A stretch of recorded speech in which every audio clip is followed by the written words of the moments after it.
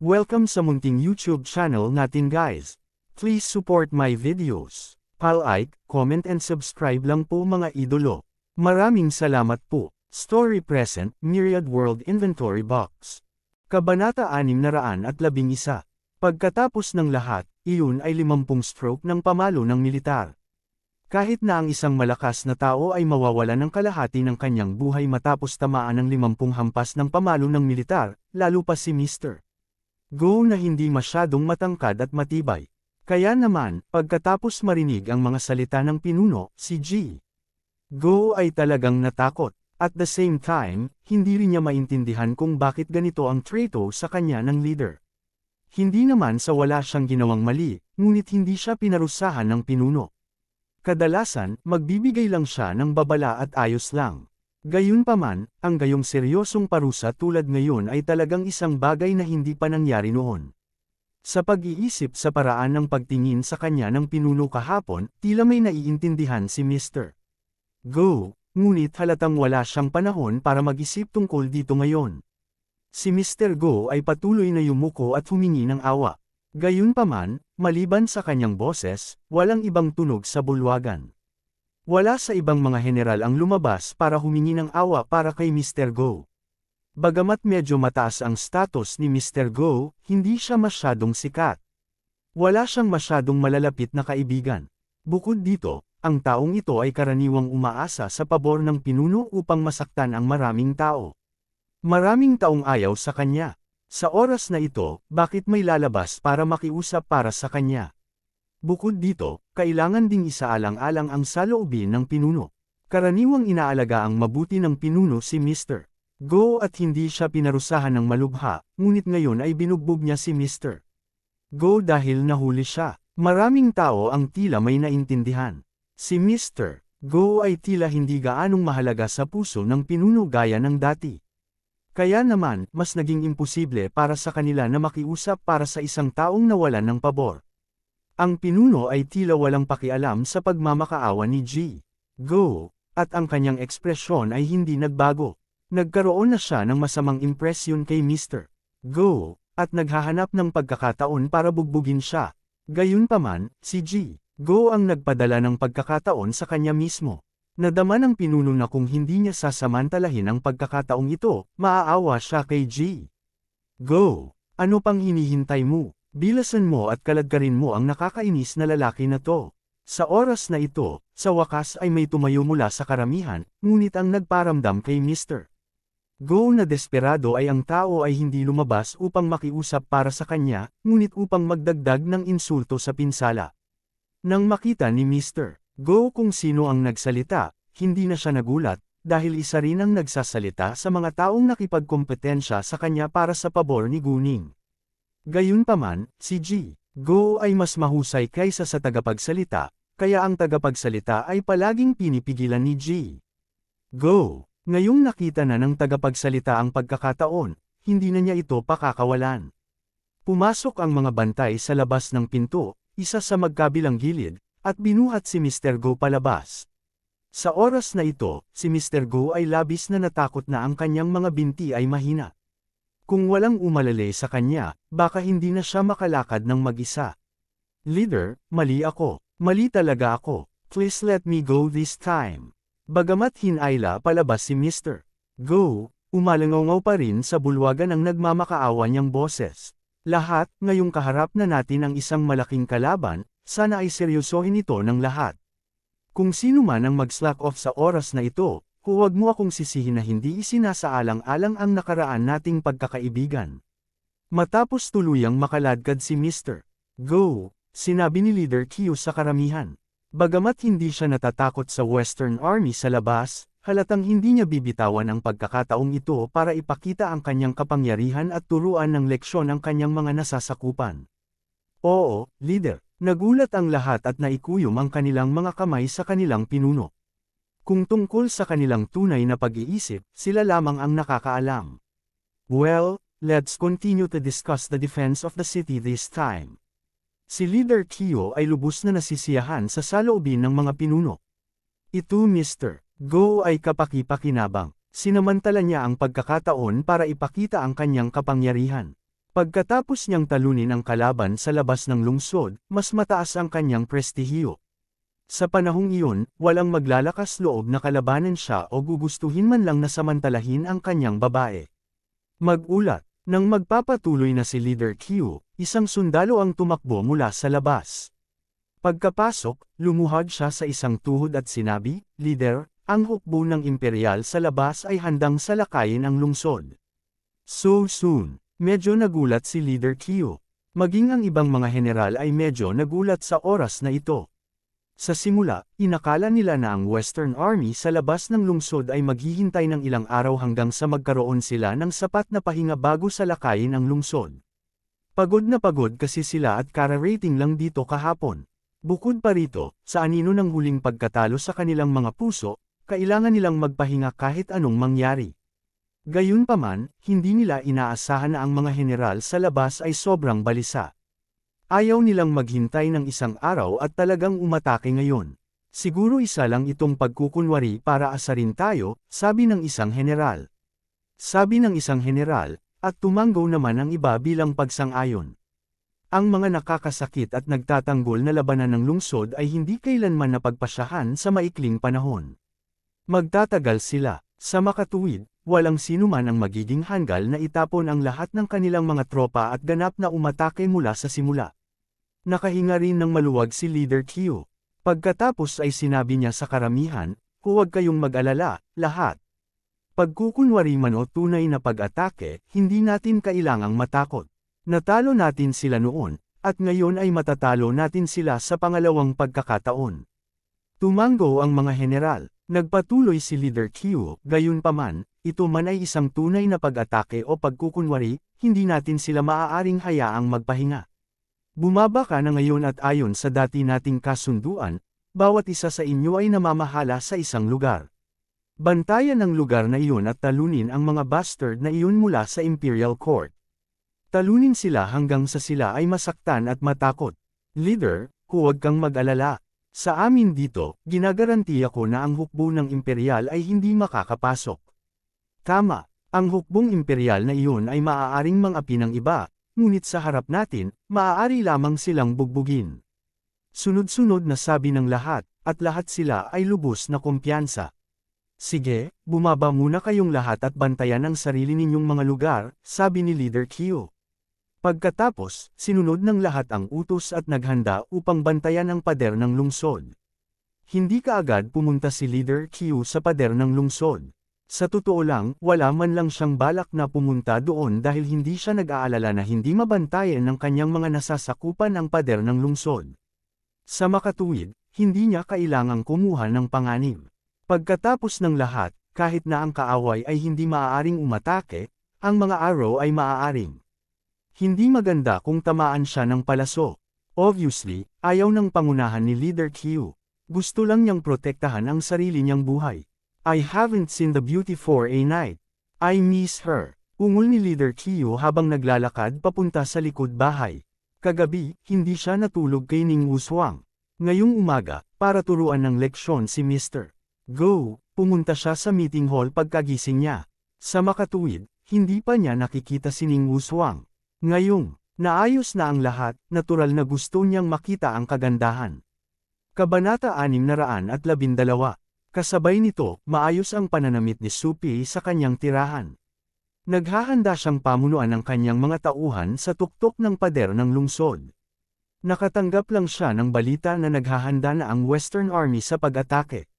Bagamat medyo nagulat si Supi sa mabilis nilang pag-atake, hindi siya masyadong nagulat. Sa sandaling umatake ang kabilang panig, agad na magsisimula ang labanan. Sa makatuwid, siya, na nakaayos na nasa pader ng lungsod, ay kailangang umalis ngayon. Bagamat may balak na siyang gawin itong mag-isa, halatang hindi pa ito ang tamang oras. Sa makatuwid, si Supi ay maaari lamang magpatuloy sa pagsisikap para sa pinuno ng kaaway. Bukod dito, ang kanyang hitsura sa frontline ngayon ay kapakipakinabang din para sa kanyang susunod na operasyon. "General, bakit hindi ka pumunta?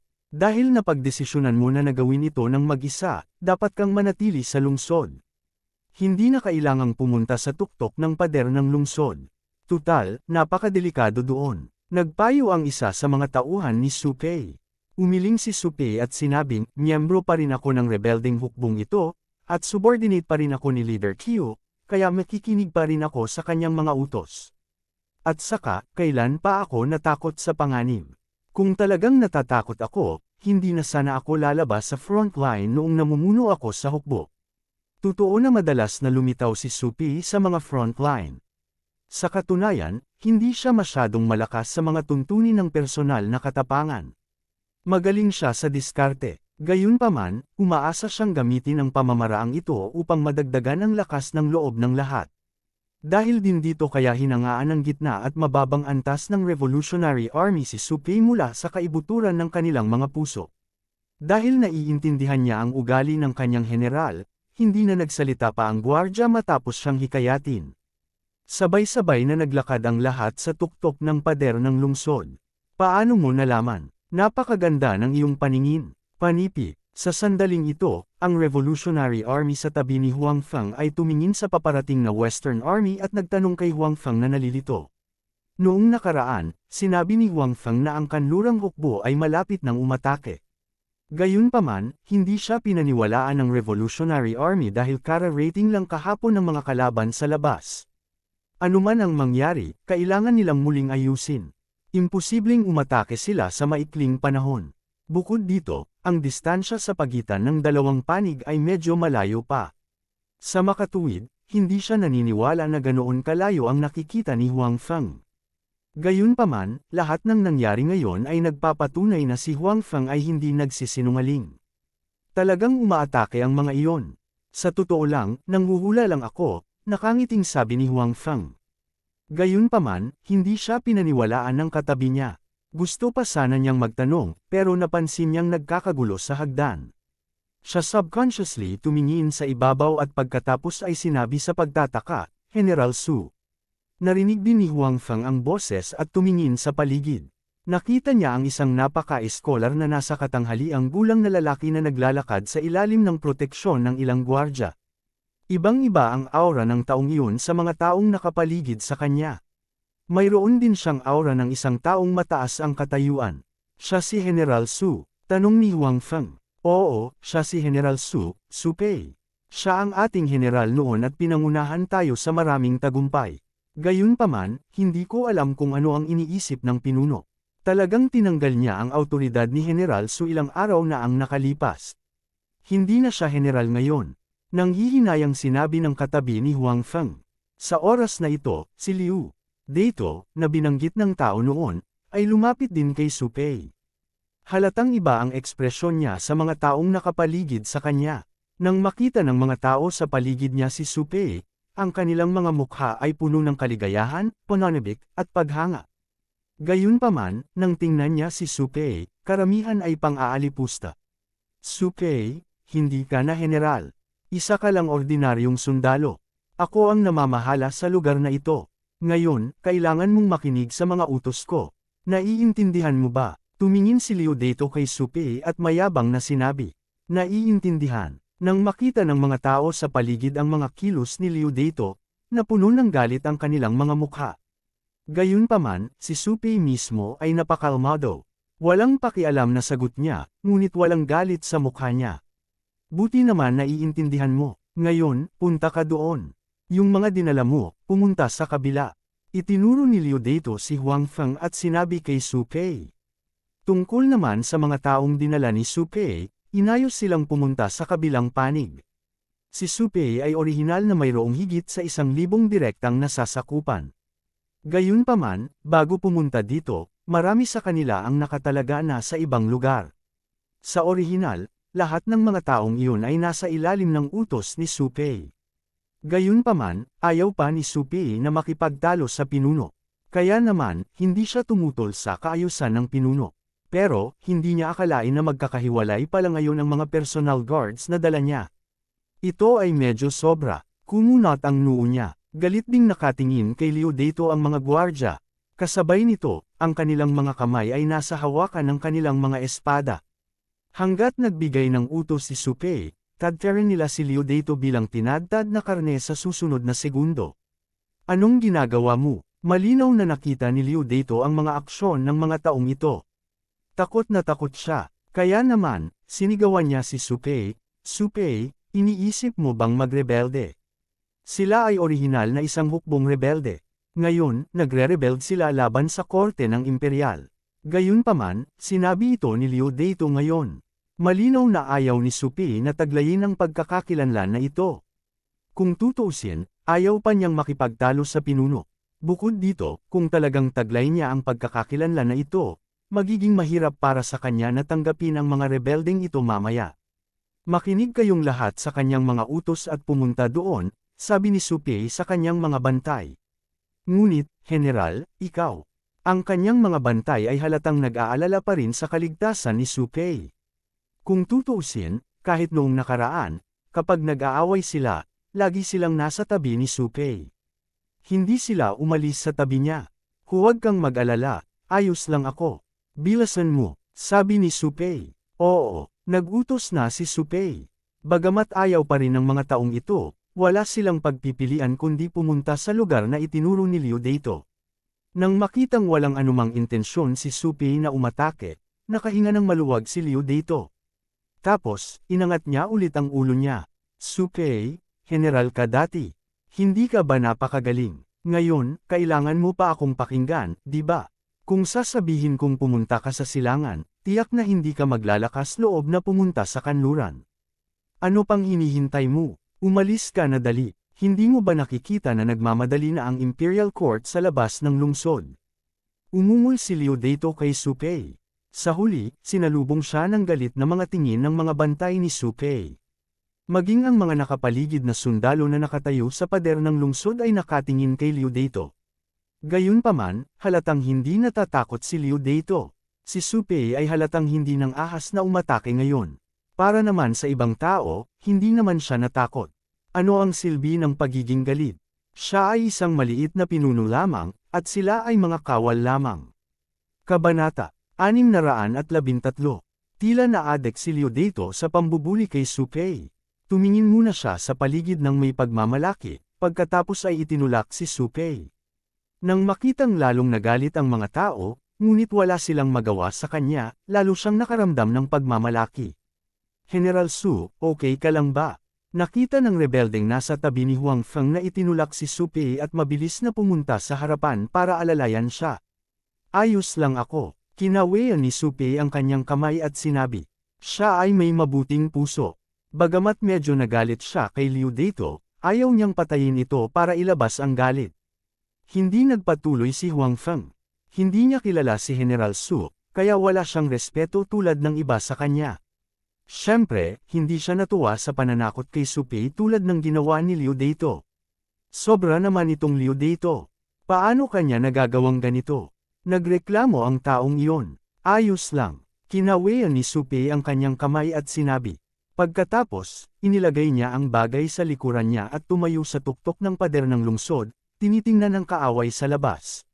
Bagamat mayroon siyang premonition na mahihirapan sila sa pagkakataong ito, o mabibigo man, sila ay mga kasama kong tutuusin. Natural na ayaw ni Su Pei na maraming tao sa kanyang panig ang mamatay. Gayunpaman, tinitingnan ang maayos na pagbubuo ng kaaway sa labas, nakasimangot pa rin si Su Pei. Sa unang pagkakataon na nakipaglaban sila sa Western Army, lumahok din siya. Noong panahong iyon, hindi siya ang general na namumuno sa hukbo, kaya lumahok din siya sa labanan sa front line. Noong panahong iyon, napakagulo ng Western Army. Ang buong pormasayon ay magulo at walang kaayusan. Nagkalat sila ng singilin. Ngunit ngayon, itong Western Army ay parang ibang hukbo. Napakaayos nila kaya nakakatakot. Ramdam na ramdam niya ang mapang-ipong aura mula sa kanila kahit sa malayo. Parang may naramdaman din ang maraming sundalo sa pader ng lungsod. Habang palapit ng palapit ang hukbong kanluranin, nawala ang kanilang magulong boses. Hinawakan nila ng mahigpit ang kanilang mga sandata sa kanilang mga kamay at tumingin sa Western Army. Lalong naging halata ang kaba sa mga mukha nila. Napakahirap ng Revolutionary Army. Pagkatapos ng lahat, hindi sila isang regular na hukbo at walang sistematikong linya ng supply. Ang tanging dahilan kung bakit sila nagkaroon ng pagkain at armas ay dahil nanalo sila ng ilang laban at nakolekta ang mga ito. Gayunpaman, ang halaga ay tiyak na hindi masyadong marami. Dahil dito, kakaunti pa rin ang mga tao sa grupong ito na gumagamit ng mga asarol at pala bilang sandata. Kung tungkol sa mga busog at palaso, na bihira kahit sa regular na hukbo, mas bihira pa ang mga ito. Bilang karagdagan sa mga pagkatalo mula sa nakaraang ilang mga labanan, mayroon lamang ilang daang mga rebeldeng mamamana sa pader ng lungsod. Bukod dito, tumagal ng maraming taon upang sanayin ang isang mamamana. Ang mga taong ito ay malinaw na hindi kwalipikadong mga mamamana. Sila ay impanterya lamang na may mga busog at palaso. Walang katumpakan na sasabihin. Mabuti na lang at maraming kalaban sa kabila, kaya hindi na nila kailangang mag-alala tungkol sa katumpakan ng kanilang mga putok. Gayunpaman, napakakaunting tao nila, na isang napakalinaw na kawalan. Ang tanging maaasahan lang nila ngayon ay ang matibay na pader ng lungsod, ilang nasunog na dumi, mga bato, at iba pang mga bagay. Kung gaano kalaki ang silbi ng mga bagay na ito, ang langit lang ang nakakaalam. Gayunpaman, malinaw na naniniwala ang mga rebeldeng general na maaari silang umasa sa pader ng lungsod upang ipagtanggol laban sa pagsalakay ng kanlurang hukbo. Sa pagkakataong ito, tiyak na magagawa rin nila. Hindi magiging madali ang laban na ito. Napabuntong hininga si Supi sa kanyang puso. Dati, dahil sa utos ng pinuno, hindi siya makapunta sa pader ng lungsod. Ang kanyang paghatol ay batay sa impormasyong ibinigay sa kanya ng kanyang mga subordinate at wangdanyo. Ngayong nakita na niya ng sarili niyang mga mata ang sitwasyon sa kabilang panig, napagtanto niyang minamaliit niya ang kalaban. Pagkatapos, naisip ni Supi ang sinabi ng mga taong iyon kagabi. Ang ilang mga tao sa lungsod ay nakipagsabwatan na sa hukbo ng imperial sa labas. Mas magiging mahirap para sa kanila na ipagtanggol ang lungsod na ito. General Su, sino sa tingin mo ang mananalo sa laban na ito? Habang nag-iisip si Supi ng countermeasure, isang malumanay na boses ang biglang narinig sa kanyang tainga. Lumingon siya at nakita niya ang isang binata na nakangiti sa kanya. Halatang ngayon lang niya tinanong. Mabilis na napagtanto ni Supi na ang taong ito ay iba sa iba. Hindi naman sa maganda ang kanyang paningin, ngunit sa sobrang kaba ng mga tao sa kanyang paligid ay hindi sila naglakas loob na magsalita ng walang ingat nang makita ang itim na dami ng mga tao sa kabilang panig. Gayunpaman, ang binatang ito ay napakakalma sa sandaling ito. Masasabi ni Supi na hindi peke ang kanyang pagiging mahinahon. Kalmado lang talaga siya, parang hindi siya natatakot sa lahat ng nasa paligid niya. Napakahirap para sa amin na manalo, ngunit hindi rin magiging madali para sa kabilang panig na manalo, sabi ni Supi. Oh, General Su, ang ibig mong sabihin ay magpapatuloy na maging isang pagkapatas ang labanan. Tanong ni Huang Feng. Siya ang nagtanong kay Supi ngayon lang. Nakaranas na siya ng ilang laban, kaya natural na hindi siya natatakot sa eksenang nasa harap niya. At saka, kahit mamatay siya, babalik lang siya sa realidad. Nagkaroon ng mas kaunting alalahanin. Gayunpaman, medyo curious pa rin si Huang Feng tungkol sa General Supi na ito, na hinangaan ng lahat. Kaya naman nagkusa siyang kausapin siya. Hindi. Umiling si Supi. Umiling si Supi at sinabing, malamang na matatalo tayo. Ang problema ngayon ay kung gaano katagal tayo makakatagal. Ito ay depende sa kung gaano kadeterminado ang taong namumuno sa mga tropa sa kabilang panig na ibagsak ang lungsod na ito. Sa opinyon ni Supi, napakataas ng posibilidad na matalo sila. Gayunpaman, kung ang general na namumuno sa mga tropa sa kabilang panig ay hindi nais na gumawa ng masyadong maraming mga sakripisyo, maaari silang tumagal ng kaunti pa. Gayunpaman, kung ang kabilang panig ay marahas na umatake ng walang pakialam sa mga pagkatalo mula pa sa simula, maaaring hindi sila makatagal ng matagal. Bilang karagdagan, mayroong hindi tiyak na mga kadahilanan sa lungsod, kaya labis na nag-aalala si Supi. General Su, sinasabi mo bang hindi tayo makakapit sa Mei County? Paano ito posible? Narinig din ng rebelde sa tabi ni Huang Feng ang mga salita ng taong dumating. Napasigaw siya sa gulat dahil sa puso niya at ng karamihan sa mga rebelde, tila hindi masyadong mahirap para sa kanila na kumapit sa county na ito. Gayunpaman, hindi niya inaasahan na ang General Supi, na labis niyang hinahangaan, ay talagang magsasabi ng ganoong bagay. Sang-ayon ako sa opinyon ni General Su, sabi ni Huang Feng. Bagamat hindi pa siya nagtagal dito, nakasali na siya sa ilang laban. Mayroon pa siyang ilang karanasan at opinyon. Ang kalidad ng militar ng mga nagtatanggol na tropa sa lungsod ay hindi maihahambing sa regular na hukbo sa labas.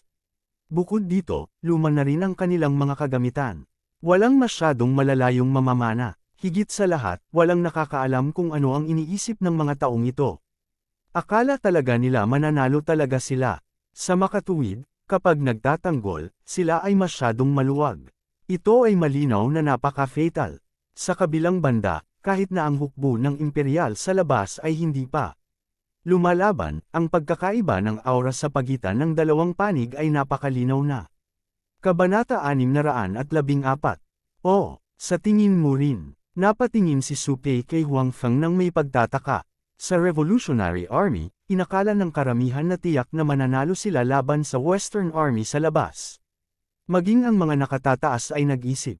Hindi inaasahan ni Su Pei na ang isang ordinaryong sundalo ay magiging katulad niya. Tama, kung titignan ang Western Army, hindi sila mukhang natalong hukbo. Sa kabilang banda, ang nagtatanggol na hukbo sa ating lungsod ay may mahinang kagamitan at mahinang kasanayan sa pakikipaglaban. Bagamat may bentahe tayo sa bilang, maraming matatanda at bata ang hindi makapunta sa larangan ng digmaan. Ang mga taong ito ay hindi makapagbibigay ng malaking tulong sa larangan ng digmaan maliban sa pagkonsumo ng pagkain sa kabilang lungsod, malapit na, mahinahong pagsusuri ni Huang Feng. Matapos marinig ang mga salita ni Huang Feng, mas nabigla si Su Pei. Kailangang malaman ng isa na sa hukbong rebelding ito, karamihan sa kanila ay mga hindi marunong bumasa at sumulat.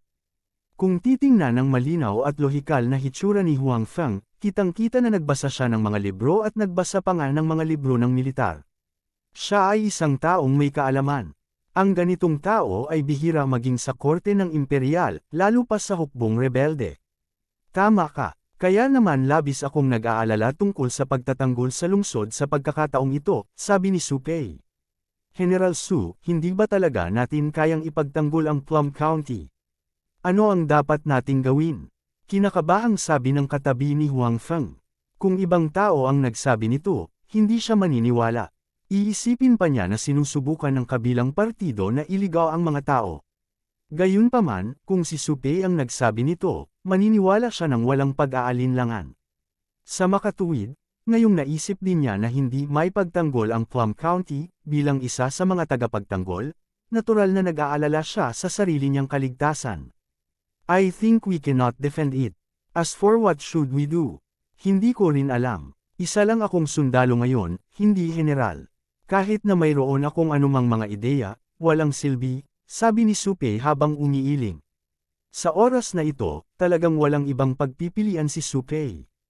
Kahit na agad siyang italaga bilang general ng hukbo, hindi ito makakatulong sa sitwasyon. Ito ay dahil nabuo ang kapaligiran ng buong hukbo. Ang lahat ay minamaliit ang kaaway at hindi gumawa ng sapat na gawaing paghahanda sa mga unang yugto. Hindi sila nakipag-ugnayan ng maayos sa mga residente sa lungsod at ginawang mabuti ang pagpapakilos sa kanila.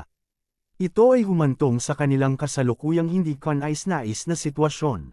Nang marinig ang mga salita ni Su Pei, ang rebelde ay mukhang malungkot at nag-aalala. Nang tingnan niya ang Western Army sa labas, lalo siyang natakot. Ungol, dagandong, dagandong. Sa labas, ang kanlurang hukbo ay nakahanay sa isang maayos na parisukat na pormasayon. Hakbang-hakbang, lumapit sila sa pader ng lungsod. Ang kanilang maayos na pag-ungol ay nagpalakas ng kanilang moral at kumpiyansa, ngunit sa parehong oras, ito ay isang dagok din sa kumpiyansa ng mga tagapagtanggol sa lungsod. Ang ilan sa kanila ay tila naging hindi gaanong kumpiyansa kaysa dati.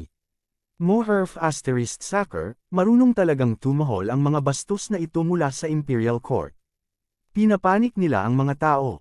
Sa pader ng lungsod, isang maliit na pinuno ng pangkat ang tumingin sa kanlurang hukbo sa labas ng lungsod at bamulong sa sarili na may maputlang mukha.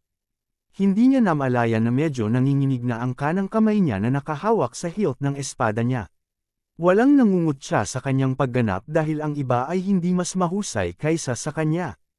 Siguradong hindi lang siya ang may maputlang mukha at nanginginig ang katawan. Brace yourselves, malapit na silang maabot ang tuktok ng city wall.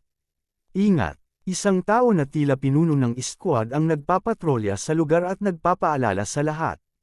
Sisingilan. Ang hukbong kanluranin sa labas ng lungsod sa wakas ay nagpakawala ng nakakabinging dagandong. Pagkatapos, kumalat ang kanilang porma sayon. Nagbago rin ang kanilang pag-abante mula sa paglalakad patungo sa pagtakbo. Ito ay dahil sa mga oras na ito, nasa loob na sila ng hanay ng mga busog at palaso. Kung patuloy silang maglakad ng mabagal, hindi ito naiiba sa panliligaw kay kamatayan. Gayunpaman, talagang nag-o-overthink sila. Pagkatapos nilang makapasok sa hanay ng mga busog at palaso, mayroon talagang mga palaso na lumilipad palabas mula sa lungsod. Gayunpaman, lahat sila ay nakakalat. Ang daan-daang araw ay hindi nagdulot ng malaking kaguluhan sa libu-libong tao. Maliban sa pagkasugat ng ilang malas na tao, wala ni isang namatay. Bang, bang, bang. Isa-isang itinaboy ang mga scaling ladder sa tuktok ng pader ng lungsod. Ang mga sundalo ng kanlurang hukbo ay nagsimulang umakyat ng may dagandong. Smash para sa akin. Kasunod ng dagandong ng isang squad leader, nabasag ang mga piraso ng bato. Ang mga malalaking batong iyon ay nabasag sa ulo ng mga sundalo ng kanlurang hukbo, na agad na naging sanhi ng pagkahiwa ng kanilang mga ulo. Bagamat may mga taong gustong hamarang, halatang hindi ito masyadong epektibo. Ibuhos. Ang isa pang order ay ibinigay, at ang mga palanggana pagkatapos ng mga palanggana ng nakakapaso na gintong likido ay ibinuhos. Hanggat ang isang tao ay basang-basa, lahat sila ay magsisisigaw sa sakit at mahulog mula sa hagdan. Ang gintong likidong ito ay talagang ginawa sa pamamagitan ng pagpapakulo ng iba't ibang uri ng dumi sa kumukulong tubig. Ang nakakapaso na init ay maaaring maging sanhi ng mga nabasa sa isang iglap. Pagkatapos, ang bakterya sa dumi ay makakahawa sa mga napaso. Sa mundong ito kung saan may kakulangan ng gamot, kung ang isa ay nahawahan ng bakterya, ito ay karaniwang walang lunas. Kung gaano katagal mabubuhay ang isang tao, iyon ay hanggang sa langit. Masasabing ang pagkakaroon ng gintong likido at bato ay nagbigay nga ng malaking tulong sa mga tagapagtanggol sa lungsod at nagdulot din ng maraming kaguluhan para sa kanlurang hukbo. Ang epekto ng gintong likido at bato ay mas mahusay kaysa sa nakakalat na mga palaso mula noon. Gayunpaman, ang gintong likido at mga bato ay pagkatapos ng lahat ay limitado. Ang mga bagay na ito ay mga consumable. Kapag naubos na sila, wala na silang magandang paraan para pigilan ang kanlurang hukbo sa pag-akyat sa pader ng lungsod. Sa oras na iyon, oras na para sa kanila na mag-away ng malapitan. Habang sumiklab ang labanan, unti-unting naglaho ang pag-aalala na unti-unting umusbong sa puso ng Revolutionary Army sa lungsod. Hindi sila natatakot, ngunit napalitan ito ng kabaliwan. Dugo at kamatayan ang nagpasigla sa nerbiyos ng lahat. Ang kanilang mga mata ay naging pula ng dugo, at ang kanilang mga utak ay nawalan ng kakayahang mag-isip. Ang tanging magagawa nila ay pumatay, patayin ang lahat ng mga kaaway na gustong umakyat sa mga pader ng lungsod. Gayunpaman, mabilis na natuklasan ng rebelding hukbo na ang kanlurang hukbo ay hindi bumagsak sa kanilang pag-atake tulad noong nakaraang panahon. Sa halip, nadama nila na kapag mas marami silang pumatay, mas nababalisa ang kanilang nararamdaman. Lalo na pagkatapos ng labanan, natagpuan nila na ang hukbo ng kanluran ay tila napakagiting. Hindi sila ang natalong hukbo na sinasabi ng lahat sa nakalipas na 2 araw. Wala pang 2 oras matapos magsimula ang labanan, isang sundalo mula sa kanlurang hukbo ang matagumpay na nakaakyat sa pader ng lungsod. Bagamat ang taong iyon ay mabilis na tinadtad na karne ng nakapaligid na hukbo ng rebelde, maliwanag na hindi ito magandang balita. Ang sitwasyong ito ay lumitaw ng mas maaga kaysa sa inaasahan ng mga nakatataas ng rebelding hukbo. Ang sitwasyong ito ay naging sanhi ng pagkataranta ng mga pinuno ng revolusyonaryong hukbo. Sa sandaling ito, napagtanto nila na bagaman sila ay nagpapanik, hindi nila alam kung ano ang gagawin. Paano nila haharapin ang sitwasyong nasa harapan nila? Si Supei ay tinanggal sa trabaho at si Leader Kyu ay hindi pa umaakyat sa pader ng lungsod. Gusto nilang humingi ng mga tagubilin, ngunit hindi nila alam kung sino ang hihingi ng mga tagubilin. Kabanata 615. Leader, parang may battle cries sa labas. Anong nangyari? Sa likod bahay ni Leader Kyu, pinipigilan ni Ning Wushuang ang pagkasuklam sa kanyang puso habang nakikipag-chat siya kay Leader Kyu. Sa oras na ito, opisyal na sinimulan ng Western Army ang kanilang pag-atake. Malinaw na maririnig ang nakakasira ng lupa na sigaw ng labanan kahit sa loob ng lungsod. Dati si Ning Wushuang ay isang binibini mula sa isang mayamang pamilya na hindi gaanong alam sa mundo. Pagkatapos noon, nakaranas ng malaking pagbabago ang kanyang pamilya. Kaya naman, hindi siya nagkaroon ng pagkakataon na maunawaan kung ano ang nangyayari sa labas. Kaya naman, hanggang ngayon, hindi niya alam na napapalibutan na ang Plum County at may desperadong labanan na nagaganap sa labas. Wala lang. Ang mga bastard na iyon mula sa Imperial Court ay ayaw sumuko at gustong bawiin ang Plum County. Casual na sabi ni Leader Qiu. Nang marinig ang mga salita ni Leader Qiu, nagliwanag ang mga mata ni Ning Wushuang. Kung umatake ang Imperial Court, maaari niyang patayin sina Leader Qiu at Mr. Go. Sa ganoong paraan, may paghihiganti niya ang pagkamatay ng kanyang ama. Gayunpaman, hindi mo kailangang mag-alala. Siguradong maitaboy ng aking mga tauhan ang hukbo ng korte ng imperial. Kanina pa narito ang hukbong ito at natalo sila sa atin. Kaya naman, wala ka nang dapat ikabahala. Nagpatuloy si Leader Qiu. Medyo nalungkot si Ning Wushuang. Naalala rin niya na noong nabubuhay pa ang kanyang ama, paminsan-minsan ay nagrereklamo ito sa kanyang harapan tungkol sa kawalan ng kakayahan at pagkagulo ng Imperial Court. Kung iisipin, ang hukbo ng korte ng imperial ay hindi magiging mas mahusay. Napaka-posible na hindi nila matalo si Leader Qiu. Dahil dito, labis na nadismaya si Ning Wushuang. Bagamat naisipan na niyang isakripisyo ang kanyang katawan para makaganti kina Leader Qiu at Mr. Go, paanong napakadaling gawin ito? Para naman kay Mr. Go, siya ay isang taong lubos na pinagkakatiwalaan ni Leader Qiu. Kung gusto niyang maghasik ng kaguluhan, hindi ito magiging epektibo sa maikling panahon. Bagamat si Leader Qiu sa kanyang harapan ay tila nagtitiwala sa kanya at tulad niya sa hitsura at gusto siyang pakasalan, nararamdaman pa rin ni Ning Wushuang ang pag-iingat at pagbabantay sa kanyang puso. Kung tutuusin, para maabot niya ang kanyang posisyon ngayon, halatang hindi siya ganap na walang utak. Kung ganoon nga ang kaso, hindi magiging ganoon kadali para sa kanya na patayin siya. Marahil ay makakahanap lang siya ng pagkakataon pagkatapos ng maraming taon ng pagdurusa. Gayunpaman, dahil sa galit na mayroon siya para kay Mr. Go at Leader Qiu sa kanyang puso, hindi handang maghintay si Ning Wushuang kahit isang sandali. Gusto niyang makita agad silang dalawa na mamatay. Kung may makakatulong sa akin na maghiganti para sa aking ama, gagawin ko ang lahat para mabayaran ang kanyang kabutihan. Napaisip si Ning Wushuang habang nakatingin sa pinuno ng kanyang mga kaaway. By the way, let me tell you a piece of good news. Nakahanap na ako ng dahilan para maparusahan ng matindi ang Mr. Go na iyon. Kapag may pagkakataon ako sa susunod, direkta ko siyang papatayin. Biglang sinabi ni Leader Qiu kay Ning Wushuang. Pagkatapos niyang magsalita, ginamit niya ang gilid ng kanyang mga mata upang pagmasdan si Ning Wushuang. Gustong makita ang reaksyon nito.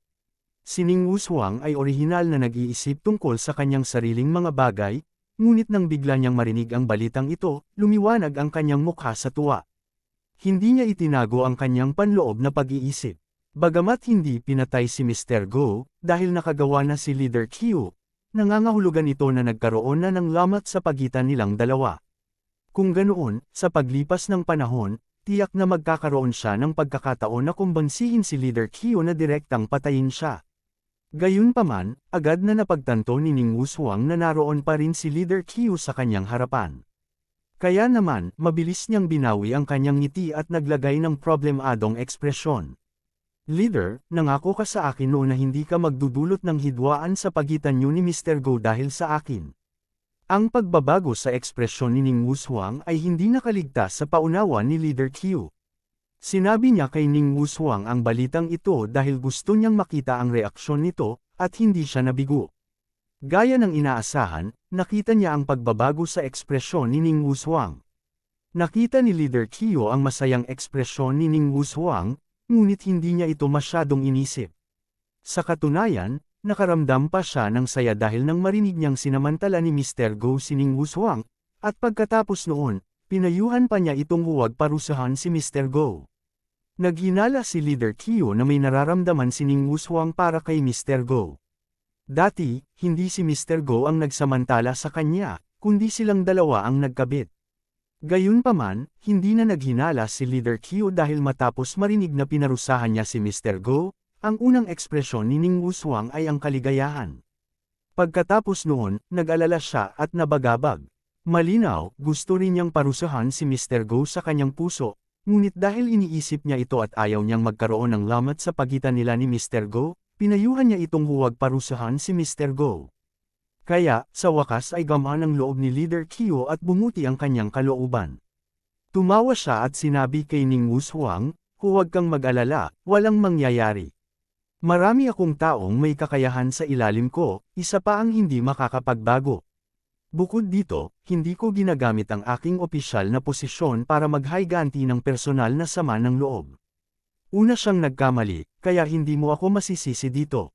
Panipi. Medyo problemado pa rin ang ekspresyon ni Ning Wushuang, ngunit mas masaya ang kanyang puso.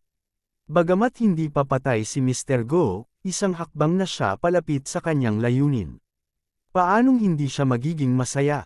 Habang sinasamahan ni Leader Q si Ning Wushuang at nag-iisip ng mga paraan para mapasaya siya, ang labanan sa tuktok ng pader ng lungsod ay umabot na sa kasukdulan nito.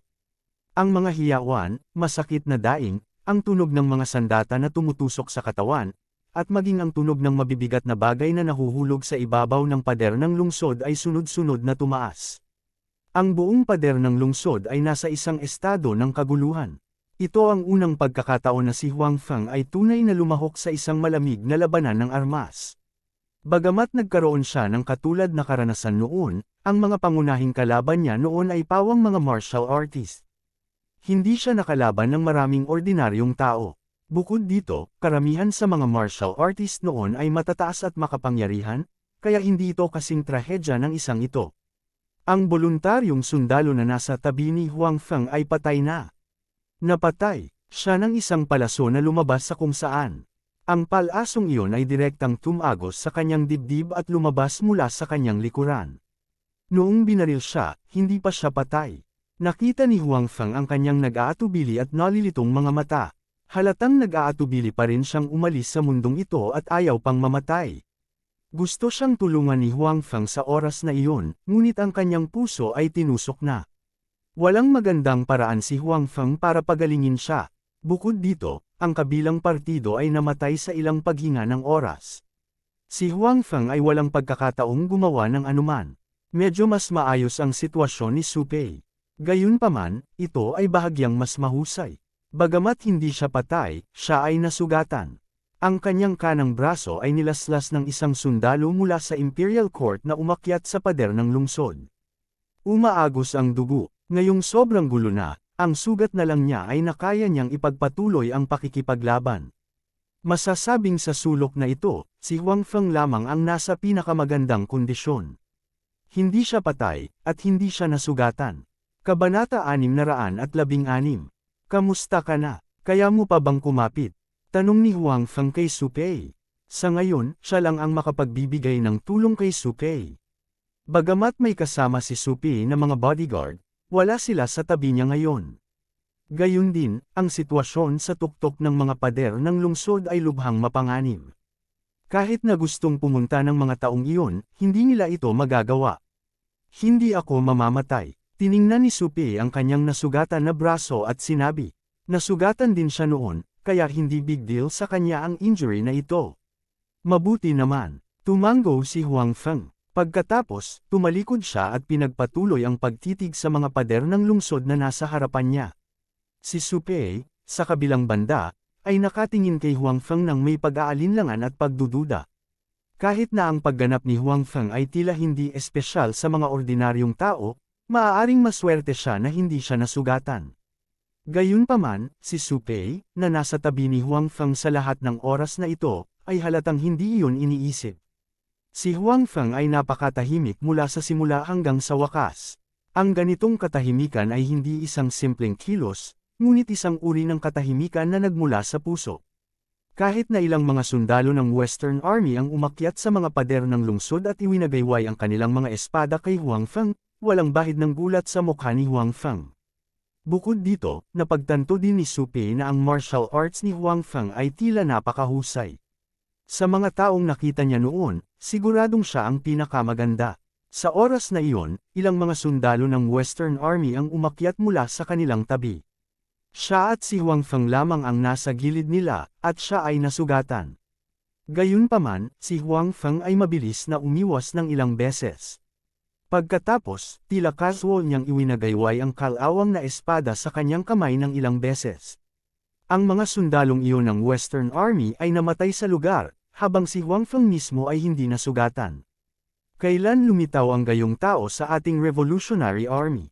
Nang makita si Huang Feng na may hawak na mahabang espada at nakatayo sa mga pader ng lungsod, pinutol ang sinumang gustong makalapit sa kanila sa mismong lugar, na curious si Su Pei sa mga kasanayan ni Huang Feng. At the same time, sobrang naguguluhan din siya.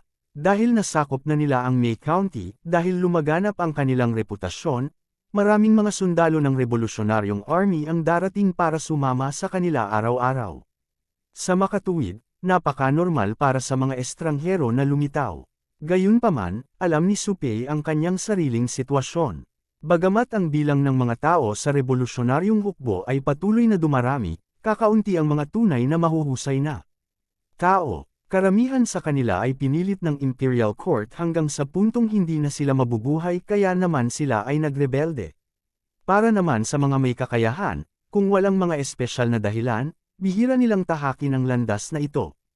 Kung tutuusin, sa kanilang mga kakayahan, maaari silang mamuhay ng maayos saan man sila naruroon. Sa makatuwid, hindi katakataka para kay Su Pei na maging mausisa tungkol kay Huang Feng, na hindi mukhang ordinaryong tao, na lumitaw sa Revolutionary Army. Mag-ingat ka, habang iniisip ni Huang Su Pei si Huang Feng, bigla siyang nakarinig ng sigaw. Nabigla siya, pagkatapos, nakita niya ang isang itim na tuldok na patungo sa kanya. Sinabi sa kanya ng kanyang ketulusan na ito ay isang palaso na maaaring kumitil sa kanyang buhay. Gustong mag-react ni Su Pei, ngunit huli na ang lahat. Ang itim na tuldok ay malapit nang tumama sa kanyang noo. Ang tanging naisigaw niya sa kanyang puso, ang buhay ko ay tapos na. Gayunpaman, sa sandaling ito, narinig niya ang isang ding na tunog sa tabi ng kanyang tainga. Kasunod noon, nawala ang itim na tuldok na tatama sa kanyang noo. Hindi magandang ugali ang maging absent-minded sa larangan ng digmaan, General Su Pei.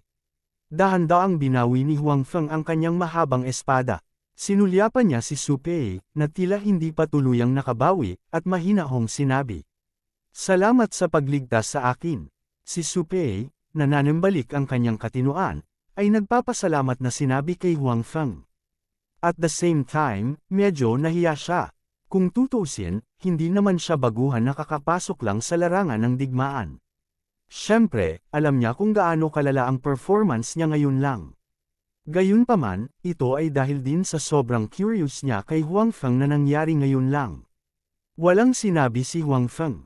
Ito ay dahil sinamantala ng isa pang sundalo mula sa Western Army ang oras nang siya ay tumalikod na lamang para umakyat sa pader ng lungsod.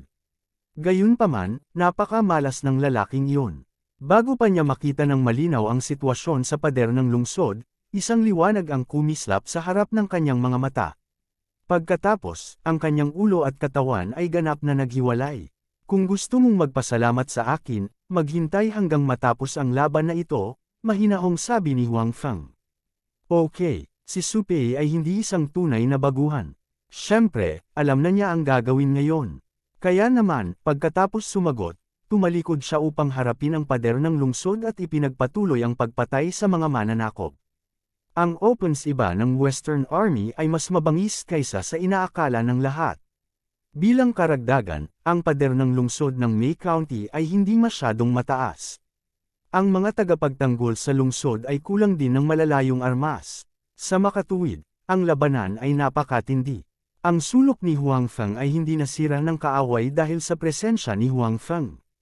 Kahit na ang mga sundalo ng Western Army ay mapalad na umakyat, hindi sila makakakuha ng isang foothold.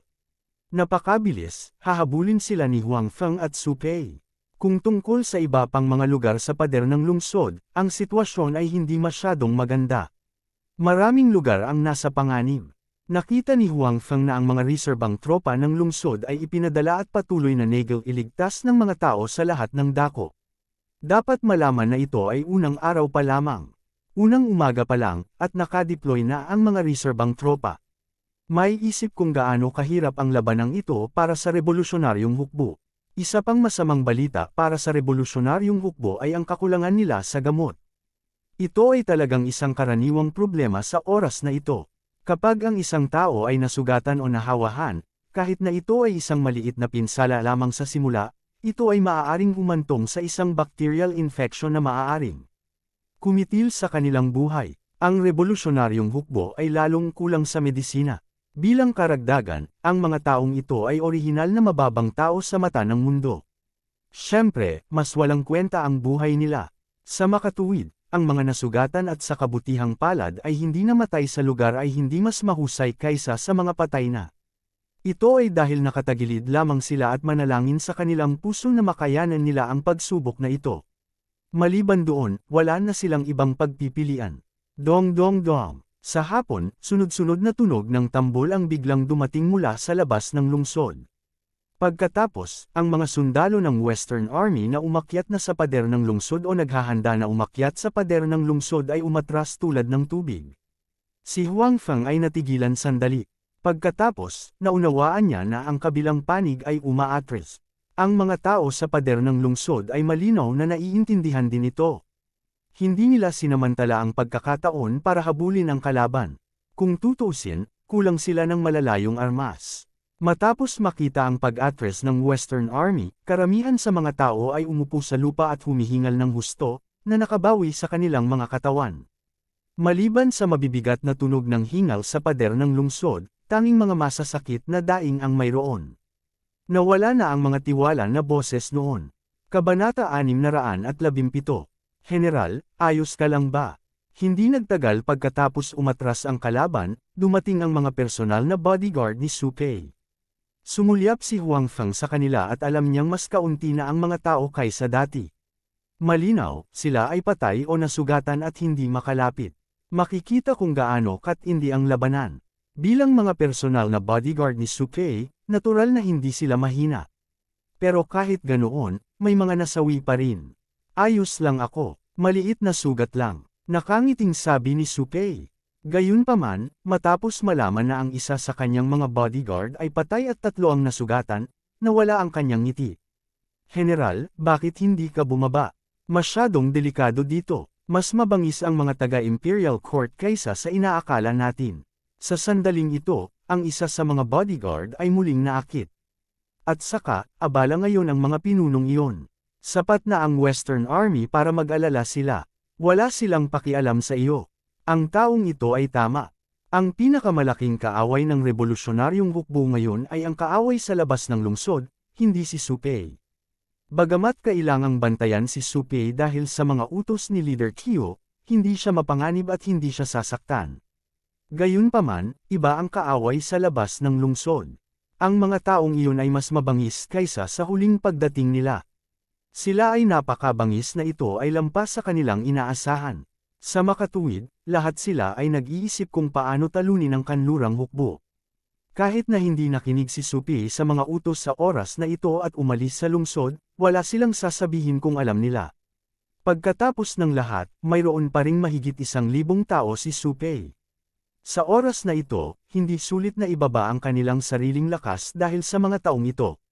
No, I won't go down. We'll talk about it after this battle is over. Umiling si Su Pei. Siya ay may sariling pagpupursage. Bagamat nagpasya siyang pumuntang mag-isa, hindi siya magiging deserter ngayon. Gusto pa rin siyang kumbensihin ng bodyguard na iyon, ngunit nang makitang tila nakapagdesisyon na si Su Pei, nag-alinlangan siya at hindi na nagpatuloy sa pagkumbinsi sa kanya. Bagamat hindi hinikayat ng mga taong ito si Su Pei na umalis, hindi sila umalis. Pinili nilang manatili at alagaan si Su Pei. Si Liu Deitun naman, na nagpapakitang gilas sa kanila noon, wala siyang pakialam sa kanila ngayon dahil isa na siyang martir ngayon. Sa nakaraang labanan, siya ay napakamalas at nabaril ng palaso mula sa labas ng lungsod. Nang mga oras na iyon ay nagtatago na siya sa likod ng mga tao dahil sa takot. Gayunpaman, ang palasong iyon ay tila may mga mata. Dumaan ito sa karamihan at saktong putok sa kanyang noo. Hindi siya maaaring maging mas dead on the spot. Hindi lang si Leodato ang pinunong namatay sa labanan ngayon. Sa katunayan, sa labanan ngayon, may 20 hanggang 30 maliliit na pinuno ang namatay. Bagamat walang namatay sa malalaking pinuno, marami sa kanila ang nasugatan. Kung hindi dahil sa ang hukbong kanluranin sa kabilang panig ay nagkusa na umatras, maaaring dumami ang bilang ng mga nasawi. Bagamat nagkusa ang kanlurang hukbo na umatras, hindi gaanong tao sa pader ng lungsod ang nasa mood na maging masaya dahil alam nila na ang kanlurang hukbo ay hindi nila natalo. Sila ay umatras sa kanilang sariling kagustuhan. Baka gusto nilang bumalik para kumain. Pagkatapos ng lahat, lampas na ng tanghalian. Matapos ang napakatagal na pakikipaglaban, hindi lang sila napagod, kundi sila ay nagutom din. Kaya naman nagkusa ang kanlurang hukbo na umatras. Gayunpaman, malamang na ang kanlurang hukbo ay muling aatake sa lalong madaling panahon. Sa oras na iyon, mahirap sabihin kung kaya pa nilang kumapit.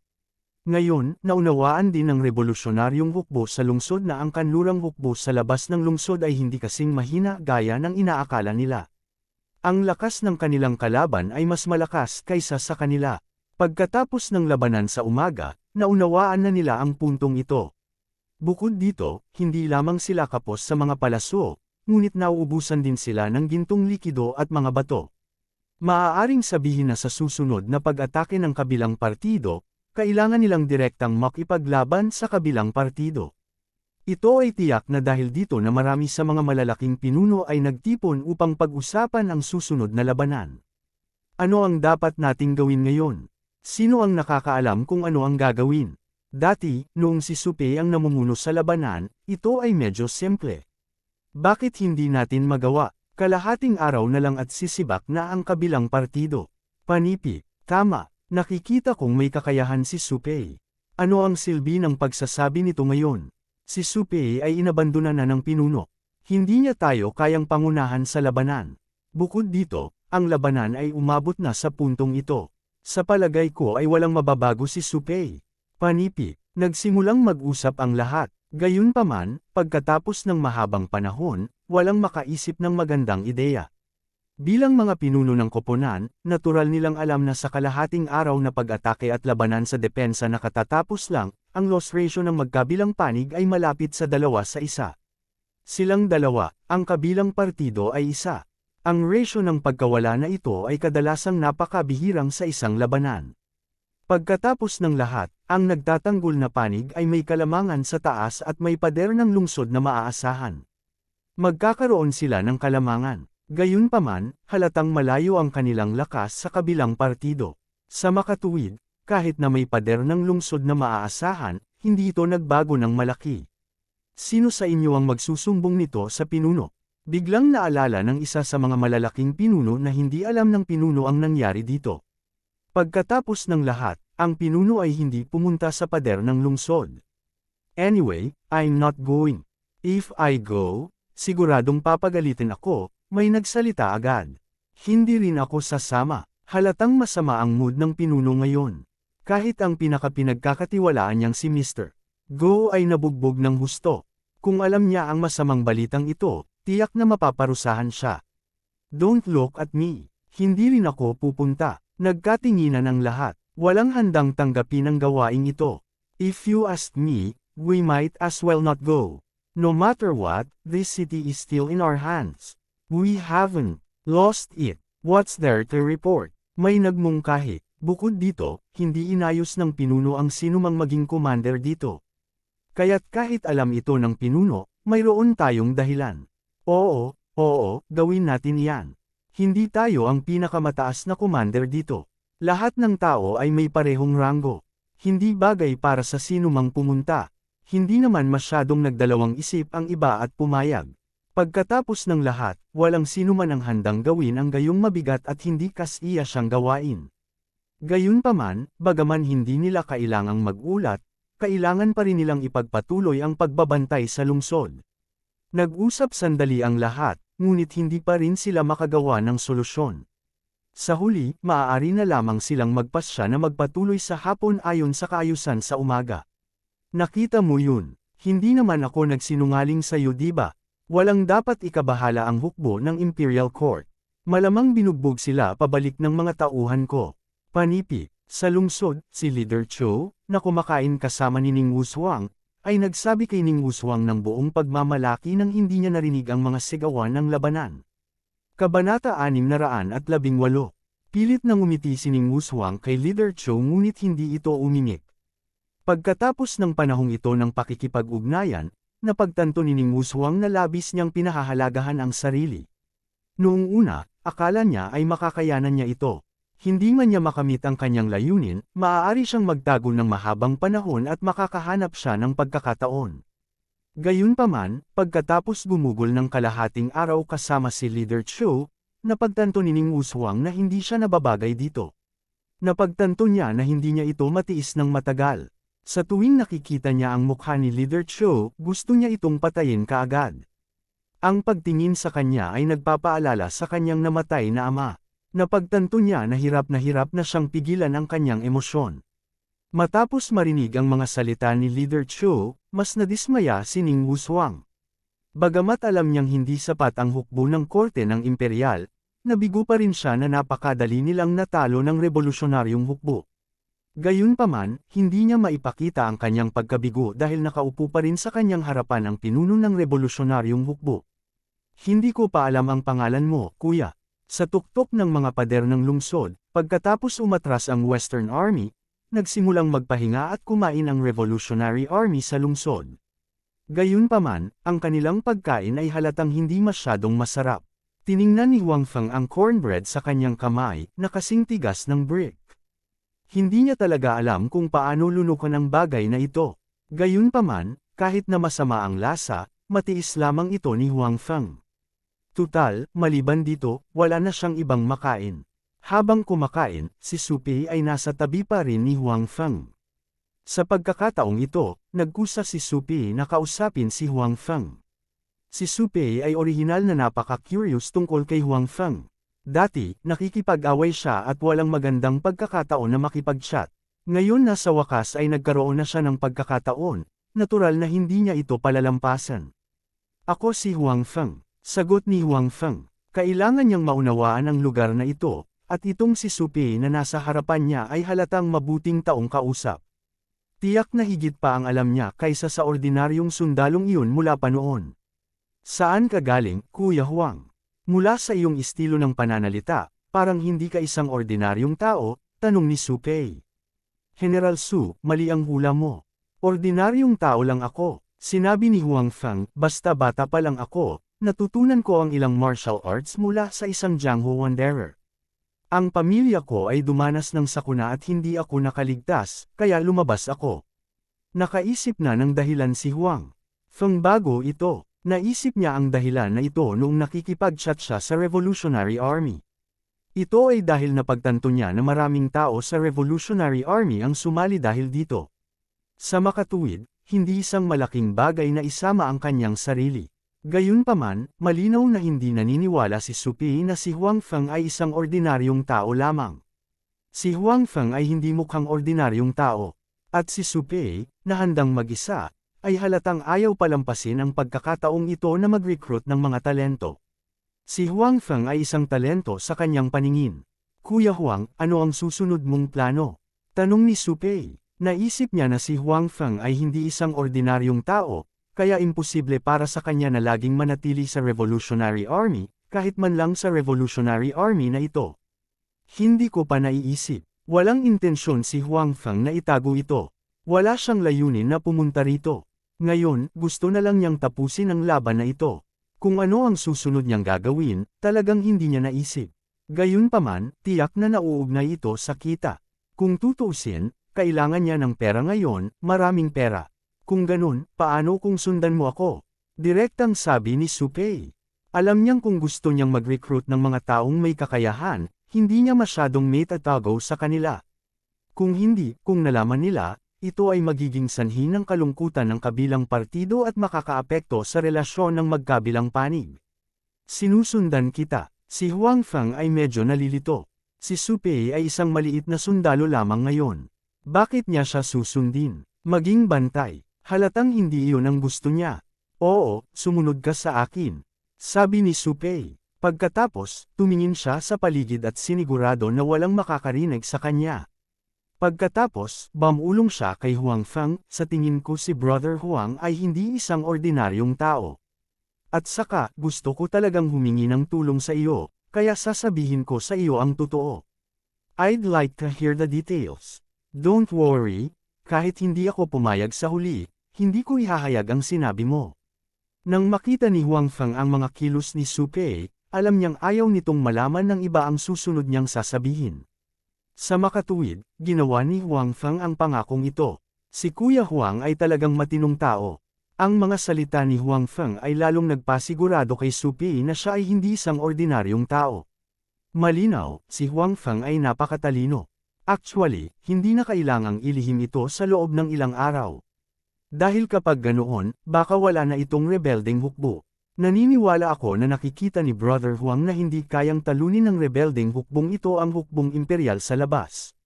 Ilang sandali na lang at malalabag na ang lungsod. Sa oras na iyon, mahirap sabihin kung ilan sa mga taong ito ang maiiwan. Kaya naman, hindi maiiwasan ang pagkawatak-watek. Sa oras na iyon, dadalhin ko ang aking mga tao at aalis. Sana lang sa oras na iyon ay matutulungan ako ni Brother Huang Su. Tumango si Huang Feng. Naiintindihan niya ang iniisip ni Su Pei. Actually, normal lang ang iniisip niya. Kung tutuusin, kahit siya ay nakikita na ang rebeldeng hukbong ito ay tapos na. Madaling maunawaan na gusto ni Su Pei na humanap ng ibang paraan palabas. Gayunpaman, hindi talaga nakapagdesisyon si Huang Feng kung tutulungan siya o hindi. Si Huang Feng ay may magandang impresyon kay Su Pei. Siya ay matapang at skimang. Bukod dito, hindi siya isang taong natatakot sa kamatayan. Naging mabuti din siya sa kanyang mga nasasakupan. Ang pagsunod sa gayong tao ay tila hindi isang masamang bagay. Gayunpaman, hindi siya pumunta rito para magrebelde at makipaglaban. Gusto niyang magnegosyo. Nais niyang maging isang negosyante at kumita ng mas maraming pera para ipagpalit sa totoong buhay. Sa pag-iisip tungkol dito, sinabi ni Huang Feng kay Su Pei na may kaunting panghihinayang, ako ay may utang na loob kay General Su sa labis na pag-iisip sa akin. Gayunpaman, ang aking ambisyon ay hindi nakasalalay dito. Kung ikukumpara sa pagrerebelde at pakikipaglaban, gusto kong maging isang negosyante at kumita ng maraming pera. Hindi ito kasalungat, sabi ni Su Pei. Kuya Huang, kung gusto mong kumita, maghanap ka ng tindera na tutulong sa iyo. Kung gayon, magtrabaho ka na lang sa likod ng mga eksena. Hanggat pumapayag si Kuya Huang na tulungan ako, bibigyan kita ng kaginhawahan sa tuwing mananakop ako sa isang lugar. Sa tulong ko, hindi ba mas madali para sa iyo na kumita ng pera? Malinaw, para ma-recruit si Huang Feng, handa si Su Pei na gumastos ng malaking pera at nangakong bibigyan si Huang Feng ng kaunting kaginhawahan. Wala talagang pakialam si Su Pei dito. Pagkatapos ng lahat, nagmamalasakit siya sa kapangyarihan at sa mundo. Bukod dito, nangako na siya sa ilang mayayamang mga ngalakal at pamilya sa May County. Ngayon, ang pagdaragdag kay Huang Feng ay hindi katanggap-tanggap. Kabanata 619. Sabuatan sa pagitan ng mga opisyal at mga ngalakal. Ito ang unang reaksyon sa isip ni Huang Feng nang marinig niya ang mga salita ni Su Pei. Sa suporta ng gobyerno, imposibleng hindi kumita ang negosyo. Ang prinsipyong ito ay naaangkop hindi alintana kung ito ay noong sinaunang panahon o modernong panahon. Sa makatuwid, pagkatapos marinig ni Huang Feng ang pangako ni Su Pei, natukso siya. Kung talagang magagawa ni Su Pei ang kanyang ipinangako, mas madali para sa kanya na magnegosyo at kumita ng pera sa space-time na ito. At saka, kahit anong negosyo ang gawin niya, kikita siya. Siyempre, ang saligan ay maaaring sakupin ni Su Pei ang teritoryo, at kung mas malaki ang teritoryong kinokontrol niya, mas magiging maayos ang kanyang negosyo. Okay, I promise you. Sana hindi makalimutan ni General Su ang pangako ngayong araw.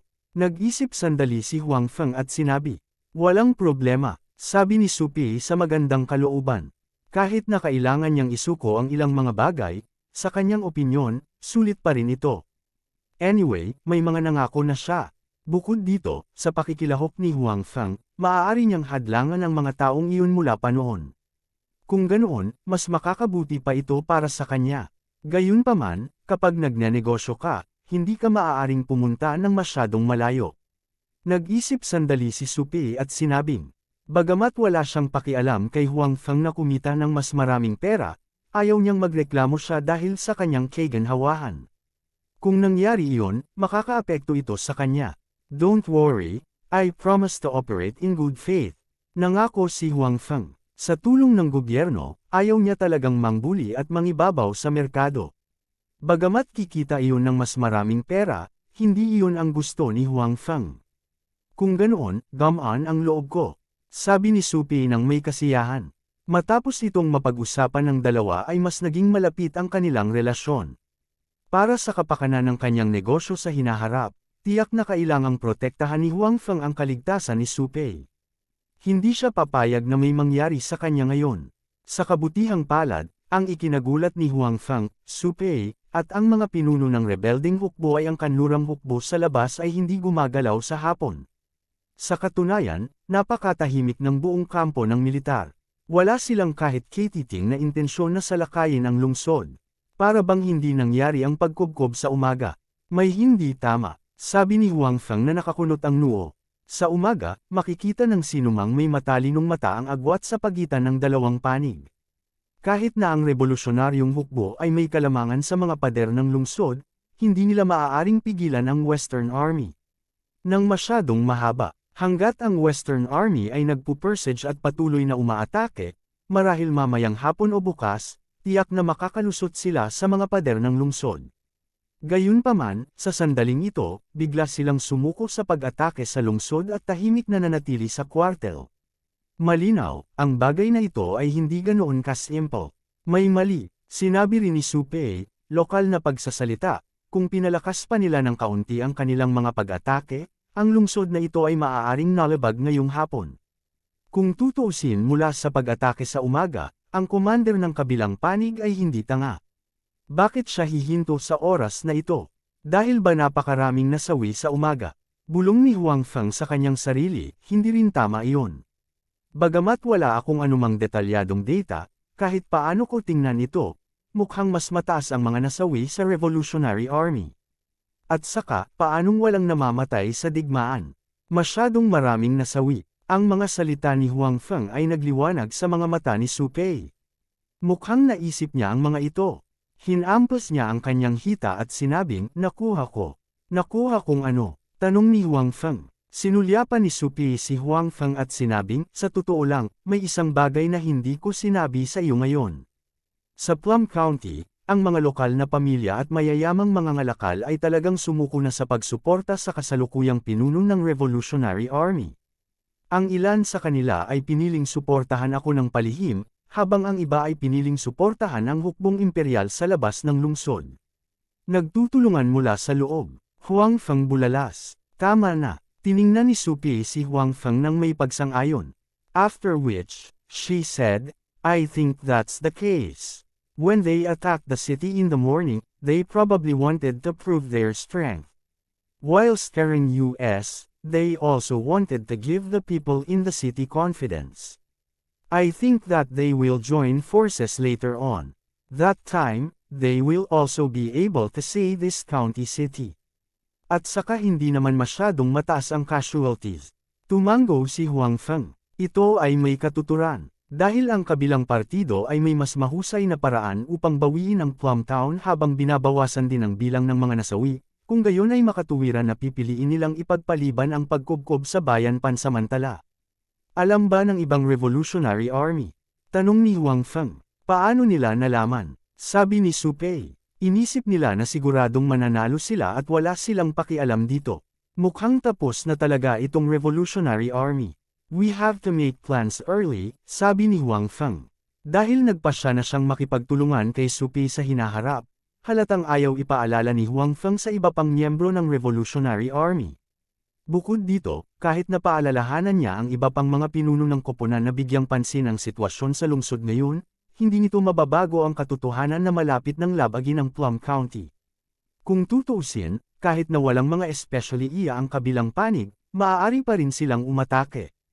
Kaya lang mas marami ang mamamatay. Tama iyan, sabi ni Supei. General Su, maaari mong tipunin ang iyong mga nasasakupan. Mas mabuti kung lahat sila ay pupunta dito. Pagdating ng oras, maaari silang lumipat ng sama-sama. Ito ay makakabawas din sa mga nasawi kapag nasira ang lungsod.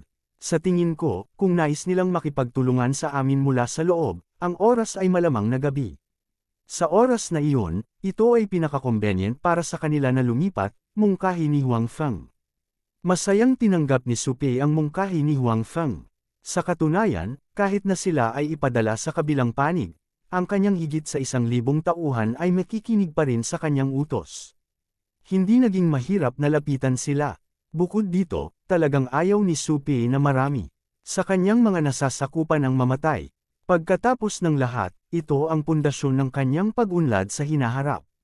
Kung ang isa pang tao ay namatay, ito ay magiging isang mas kaunting lakas. Gayunpaman, ang mga aksyon ni Supei ay naging sanhi pa rin ng pagkadismaya ng ilan sa mga pinuno ng pangkat sa Revolutionary Army. Pagkatapos ng lahat, kung ang mga taong ito ay ililipat, ang lakas ng depensa ng iba ay mababawasan.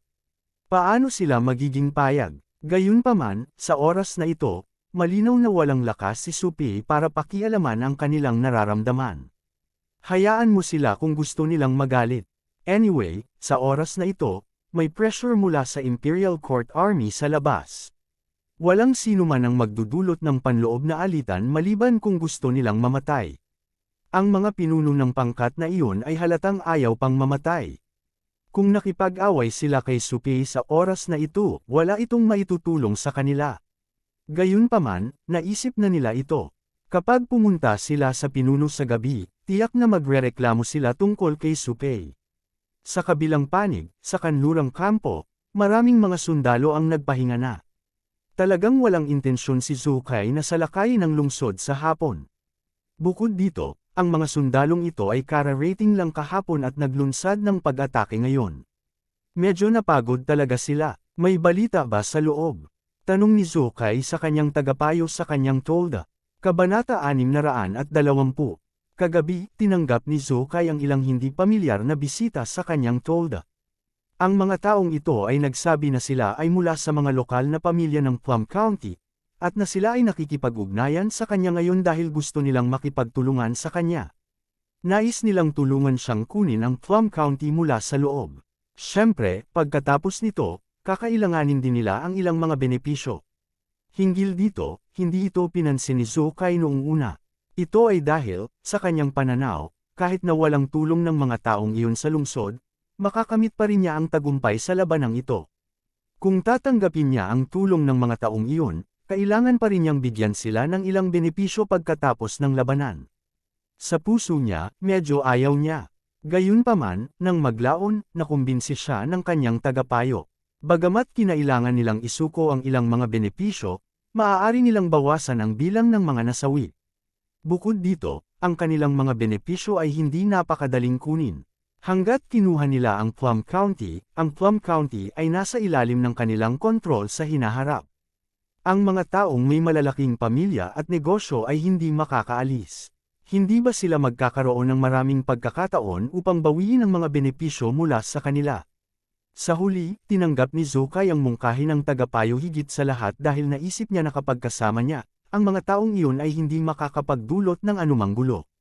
General, ang pag-atake namin sa umaga ay natakot sa kanila. Nagpadala sila ng mensahe na maaari nilang tulungan kaming buksan ang East Gate mamayang hiteng gabi. Makakapasok kami ng direkta sa lungsod pagkatapos, sabi ng tagapayo. Maaaring ito ay isang bitag. Tanong ni Zhou Kai.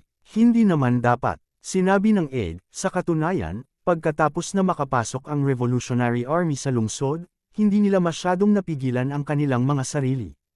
At saka, narinig ko na ang Revolutionary Army ay biglang nakipag-ugnayan sa isang lokal na pamilya na sumuporta sa kanila ng walang anumang babala. Ang padre de pamilya ay pinatay, at ang pamilya ay kinumpista din. I guess ang mga taong ito ay natatakot na ang mga taong ito ay mangyari sa kanila, kaya ang Revolutionary Army ay nawalan ng tiwala sa amin. Humph, ang mga taong ito ay mayroon pa ring kamalayan sa sarili. Sinabi ni Zhou Kai, ngunit kapag pumasok tayo sa lungsod, malalaman nila na hindi tayo mas mahusay kaysa sa revolusyonaryong hukbo. Si Zhou Kai ay medyo mabait sa kanyang mga nasasakupan, ngunit marami siyang paraan upang makitungo sa mga mayayaman na iyon. Kung hindi, saan siya kukuha ng napakaraming pera para hayaan ang kanyang mga nasasakupan na magtrabaho para sa kanya? Masasabing kahit na ang Western Army ay hukbo pa rin ng Imperial Court sa pangalan, ito ay walang pinagkaiba sa kanyang pribadong hukbo. Sa paglipas ng mga taon, dahil sa kawalan ng kakayahan ng korte ng imperial, maraming hukbo ang hindi nakapagbayad sa kanilang mga sundalo sa tamang panahon. Higit pa rito, ang Western Army ay isang bagong nabuo na hukbo, kaya't ito ay lalong hindi minamahal. Kung hindi nakuha ni Zhou Kai ang pera sa pamamagitan ng kanyang sariling paraan, ang Western Army ay maaaring hindi na mabuhay, lalo pa sa pagkakaroon ng kasalukuyang kapasidad sa pakikipaglaban. Natural na alam ng mga sundalo kung sino ang nagbibigay sa kanila ng pera. Sa makatuwid, napakatapat nila kay Zhou Kai at mas tapat pa sa kanya kaysa sa Emperor. Alam din ng aide kung bakit gustong kumita ng pera si Zhou Kai, kaya hindi niya ito pinigilan. Hinikayat pa niya si Zhou Kai na kumita ng mas maraming pera hanggat maaari upang mapalawak ang kanyang koponan. Ito ay dahil napagtanto na niya na darating ang kaguluhan, at sa magulong mundong ito, sa pamamagitan lamang ng paghawak ng sapat na kapangyarihan sa mga kamay ng isang tao ay makakaligtas at mabubuhay ng mas mahusay. Sige, pwede ka nang magpahinga. Dahil may tulong tayo sa mga taong iyon, hindi tayo aatake sa lungsod sa hapon. Hintayin natin ang hating gabi, sabi ni Zhou Kai sa kanyang aide. Pagkatapos noon, umalis na ang katulong, at tila tumahimik ang buong kampo. Ang Revolutionary Army sa lungsod ay nagpalipos ng buong hapon sa takot at pagdududa. Hindi nila alam kung makakaligtas pa sila kung muling sumalakay ang kalaban sa lungsod. Naguguluhan din sila dahil mukhang walang intensyon ang Western Army na kunin ang Mei County ng sabay-sabay. Nang makita ng mga pinuno ng pangkat na hindi sinalakay ng Western Army ang lungsod sa hapon, sila ay napanatag. Maraming tao ang nag-isip na kaya pa nilang ipagtanggol ang Mei County. Nakaranas din ng matinding pagkatalo ang Western Army sa pag-atake sa umaga. Ang buhay ng mga taong iyon ay mas mahalaga kaysa sa kanilang sariling buhay. Tinatayang hindi kinaya ng general ng Western Army ang naturang pagkatalo, kaya sumuko siya sa pag-atake sa lungsod. Sabi ko sa iyo, kaya nating ipagtanggol ang lungsod. Walang dapat ikabahala ang mga bastard na iyon mula sa Imperial Court. Tama, buti na lang at hindi kami nagsumbong sa pinuno. Kung hindi, hindi ba kami napag-alitan ng wala lang? Malamang natakot sa atin ang mga sundalong iyon ng Western Army. Baka atras sila bukas. Sa tingin ko dapat silang umatras ngayong gabi. Ang mga pinuno ng rebeldeng hukbo ay muling umaasa sa kasalukuyang sitwasyon. Naniniwala sila na ang kanilang determinasyon at tapang na lumaban hanggang kamatayan ay natakot na sa mga sundalo ng Western Army. Malapit na silang umalis sa lugar na ito at matatapos na ang pagkubkob sa Plum County. Gayunpaman, sina Huang Feng at Su Pei ay hindi kasing optimistiko ng mga pinuno ng koponan. Kung mas abnormal ang Western Army, mas kaina-hinala sila. Kung aatake ulit ang Western Army, ayos lang. Gayunpaman, hindi sila gumagalaw ngayon. Obviously, may mali. Hindi inisip ng dalawa na ang Western Army ay natakot sa kanilang talino at hindi ng ahas na umatake. Mukhang hindi magiging masyadong mapayapa ang gabing ito, sabi ni Su Pei na may damdamin. Tulad ni Huang Feng, naisip niya na magkakaroon ng aksidente ngayong gabi. Gayunpaman, wala siyang awtoridad na utusan ng mga pinuno ng pangkat na mag-imbestiga. Sa oras na ito, maaari lamang niyang protektahan ang kanyang sarili at ang kanyang mga nasasakupan. General Su, kontrolado na ng mga tauhan ko ang West Gate. Kapag umatake na ang Imperial Court, makakaalis na tayo kaagad, sabi ni Wang Danyo. Si Wang Danyo ay lumiko na kay Su Pei. Kaya naman, natural na hindi papayag si Su Pei na may mangyari sa kanya. Sa oras na ito, inilipat din siya nito sa kanyang tabi. Tumanggo si Su Pei at hindi na nagsalita pa. Ngayon, siya na ang baalang tingnan kung ilang tao ang maaari niyang isama. Unti-unting nagdilim ang langit, gayunpaman, wala pa ring kilusan mula sa hukbo ng korte ng imperial. Ang revolusyonaryong hukbo sa pader ng lungsod ay lalong lumuwag. Sa kanilang opinyon, hindi na muling aatake ang Western Army, hindi bababa sa ngayon. Tutal, walang galaw sa hapon. Makakaatake pa kaya sila sa gabi. Naisip pa ng ilan sa mga pinuno ng Revolutionary Army kung dapat nilang gamitin ang gabi para muling salakayin ang kampo. Gayunpaman, ang ideyang ito ay agad na tinanggihan. Bagamat ayaw nilang aminin, ang kasalukuyang Western Army ay mas malakas kaysa dati. Bukod dito, nakaranas na sila ng pagkatalo noong nakaraan. Sa pagkakataong ito, imposibleng hindi sila maging handa. Ang general na namumuno sa hukbo sa pagkakataong ito ay halatang hindi pabaya tulad ng dati. Kaya naman, marami sa mga pinuno ng revolusyonaryong hukbo ang hindi piniling salakayin ang kampo. Gayunpaman, ang hindi nila alam ay kahit na hindi sila makahanap ng gulo sa kabilang partido, ang kabilang partido ay makakahanap ng problema sa kanila ngayong gabi.